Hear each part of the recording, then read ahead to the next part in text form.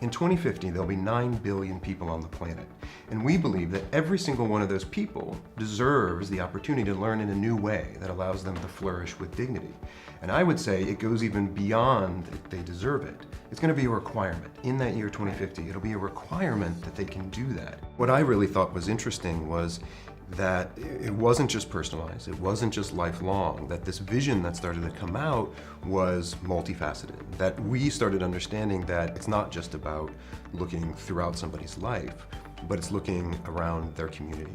It's looking around sort of businesses and community, and it was this sort of lovely idea, which I think is the underpinning of 9 billion schools, is this notion around L3. So L3 is lifelong, life-wide, and life deep learning. It's the idea that at different times in our life, we need different kinds of things, as opposed to, teaching to a test or simply gaining knowledge because it's what you need to get to the next level or the next subject. We spend this very relatively small amount of time in school in comparison to a lifetime. And when you think about what that means across a lifetime, and the fact that for most of us that work for a living, we spend more time at work than we did in school, the learning is constantly changing, and you layer that on to the idea that we've got all these other things happening, the impact of technology, the constant need for greater demand in terms of knowledge learning, knowledge community, the impact of what's going on across the globe, and also, the idea that there are professions and careers that we haven't even thought about yet. Right, and our research showed that we needed to be able to adapt that. That, as you say, as you move through life, it's not just a single person, that it's a community, it's a business, and that's this notion of L3. It allows it to flex because we know the requirements are going to change. We know that some jobs that we have today are going to go away. We know that some jobs that we're going to need in 10 years don't exist today. We know that people are going to need to adapt and change as they get older, as they grow, as they start families. So the whole idea of L3 and 9 billion schools allows us not just a roadmap, but gives us a way of thinking, which I think is quite different. We're learning in school, we're learning in work, we're learning throughout our leisure activity. We learn as we interact with people in all different areas of our life.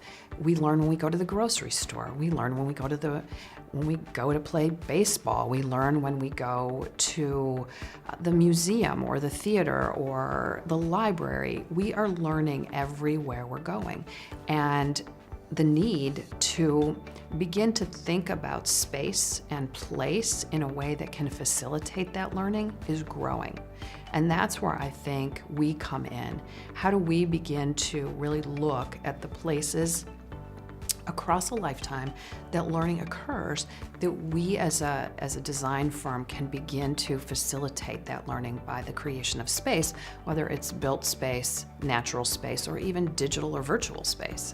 So it was one of the things, I think, in the research and the visioning that we did together, is we saw through across all these different areas. So you're going to have 5 generations in the workforce.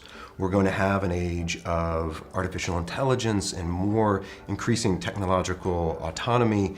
Plus, we're going to have a broader world that's much more interconnected. And with all those things, it becomes a requirement. That this notion that how do we prepare for this? Like, how do we prepare for this future that's happening? Because as we know, the future isn't fixed, right? The future is built by people. The future is built by organizations. The future is built by schools. The future is built by people. The future is built every day by the actions of people. So to prepare for this future that's coming, what do we want to do? And I think 9 billion schools gives us a way to plan for that. It doesn't really give us answers.